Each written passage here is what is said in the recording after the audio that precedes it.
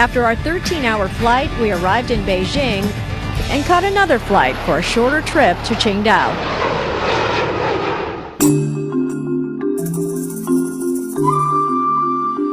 From the air, I can already see it's a beautiful city. And it's easy to understand why it's also called the Switzerland of Asia. Checking into my hotel was a breeze, and not because I speak Cantonese, which is pretty useless in this part of China where everyone speaks Mandarin. No, it was easy because so many Chinese speak English. The Intercontinental Hotel is very nice, upscale, and my room was quite comfortable. The hotel was built to house athletes for the 2008 Olympics. More on that later. But Qingdao, like most big cities, has accommodations for every budget. I was way too keyed up to sleep, so I went out to explore. Minus the Chinese video crew.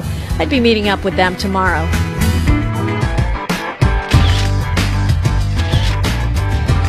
Here's a quick look at the unique food and signs I captured on day one with my camera. If some of the signs amuse you, it's because sometimes things get lost in translation.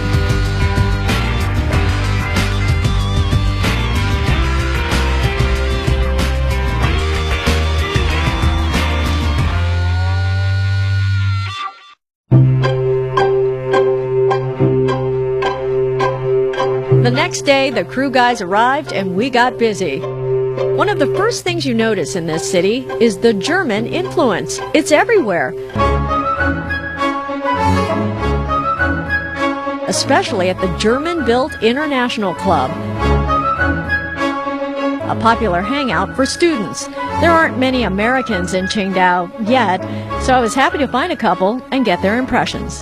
Qingdao is a place where you can see history.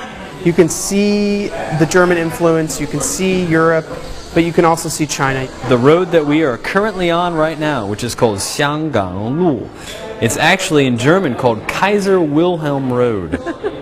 This should give you an idea of how much German influence is here in this town. With the brats and the beer, you'd almost forget you're in China while hanging out here. 谢谢你, if not for the Chinese waitstaff. There's good reason for all the German influence. Qingdao was just a fishing village in 1897 when German troops stormed in and took it over in retaliation for 2 German missionaries killed elsewhere in China. But they also understood its strategic military importance. It was a deep water port that never freezes. The German occupation ended in 1914 when Japanese and British troops surrounded them and forced a surrender. But the Germans had left much behind. Let's start with a massive steel military bunker called Lookout Tower on Qingdao Hill. As historian Li Ming explained to me, all the cement, iron, and steel required to construct this cavernous underground structure was imported from Germany. It could provide shelter for 2,000 troops, with 50 rooms, 3 levels, and 22,000 square feet of space. The mechanical periscope, pre-built then shipped from Germany, was designed to allow a 360-degree lookout and weighed over 17 tons.